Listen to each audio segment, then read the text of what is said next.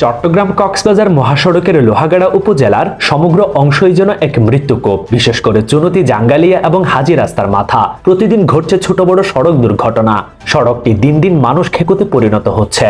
শুধু ঈদের 3 দিনেই পরপর 4টি দুর্ঘটনায় মারা গেছেন অন্তত 16 জন। ইতোমধ্যে মহাসড়কের লোহাগাড়ার সমগ্র অংশ দুর্ঘটনার হট জোন হিসেবে পরিচিত। স্থানীয়রা জাঙ্গালিয়া এবং হাজি রাস্তা এলাকা দুটিকে মরণ ফাঁদ হিসেবে চিহ্নিত করেছে। মিরসরাইয়ে ঈদের ছুটি শেষে কর্মস্থলে ফেরার পথে বেপরোয়া গতির অজ্ঞাত যানবাহনের ধাক্কায় আব্দুল হাই প্রকাশ এনামুল হক নামের একজন নিহত হয়েছেন। চন্দনাইশের 2000-এ বার্মা কলোনিতে বসবাসকারী রোমান নামে এক যুবক নিখোঁজের 13 ঘন্টা পর শঙ্খ নদের 2000 ব্রিজের নিচ থেকে ভাসমান অবস্থায় তার লাশ উদ্ধার করেছে স্থানীয়রা। চট্টগ্রাম ফটিকছড়ির ভোজপুরে ছেলে মাওলানা ইয়াসিনের দায়ের কোপে ভাইয়ের মৃত্যুর একদিন পর এবার তার আহত মা জুলেখা খাতুনও মারা গেছেন। এর আগে একই ঘটনায় বড় ভাই ইয়াসিনের দায়ের কোপে প্রাণ হারিয়েছেন ছোট ভাই মাসুম।